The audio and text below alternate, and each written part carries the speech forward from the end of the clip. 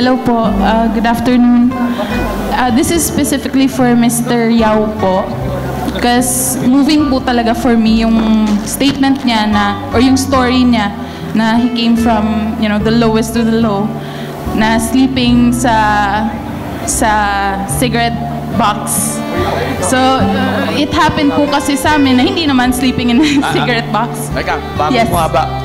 Sa akin pala yung question eh. Hindi ko na, kumakain ako ng popcorn dito. Anyway, can you repeat? Pakiulit lang yun. Rewind. Yes po. For me po kasi moving yung story nyo. Kasi it happened po to us na one day 20 pesos na lang po talaga yung pera namin. Tapos isang pirasong tuyo yung natira sa bahay. So, ngayon po kasi, yun po yung naging parang turning point namin to do something.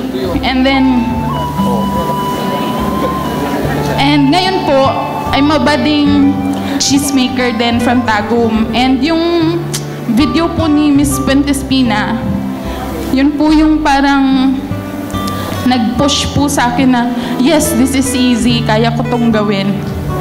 And from that video, I actually downloaded it. Hindi, pirated yun, pero I downloaded it kasi internet cafe lang po yung kinunan ko ng video and gusto kong may copy ako nun. So, I want to make it big po. I want to make my business big. Kung pag-uusapan po yung perseverance, yung determination, ako na po yun. Nasa akin na po yun. Kasi I don't wanna go back to the 20 pesos I had for that day. So, ayoko na ng ganon. I wanna make it big. And when you say Mentor Me program, gusto ko po talagang may tao na magtuturo sa akin kung ano po yung tamang daan na, you know, tatahakin ko with the business and whether I can stay in this business po ba or should I leave and change to something else. Hello. Alam niyo, kanina nasabi ko sa inyo, kung may masasabing, dito sa loob, siguro, bilang kayo ng 10, siguro, andun ako sa loob ng 10, pobre. You know, ako naulila ako sa ama, 12 anyos lang, nakikita ko, napapaiyak ka kanina, no? Naging emotional ka. Nawala ang aking ama, 12 anyos, hindi ako nakapagtapos. 6 kami magkakapatid, ako panganay. Ako lang hindi nakapagtapos. Lahat ng mga aking kapatid ay doktor, inhinyero. Ay, nararamdaman ko yung sinasabi nyo. Ngayon, ang tinatanong mo sa akin kanina, kung saan ka papunta, sa ano gusto nyo.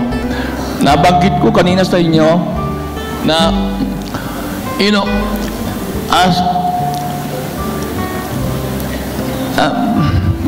sabay na akong mapapayak sa'yo eh.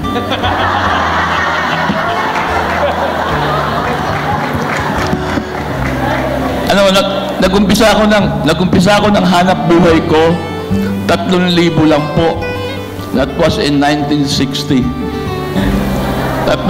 po. Doon po ako nag-umpisa. Hindi ko kinakahiya po. In fact, pag ako mamaya napaiyak, it's a tears of joy. Tears of joy. May mga nakakakilala sa akin dito. I build up my credit. Kanina sinabi ko sa inyo, iba'y hiram, iba'y bigay, iba'y utang. Okay. That is where I started.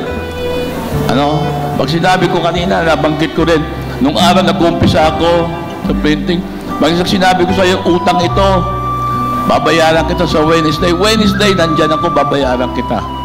So, really, nasa sa atin eh. You build it up. You build it up. Ang credibility, ang credit nyo, hindi na bibigay sa inyo ng libre yan. I have to build it up.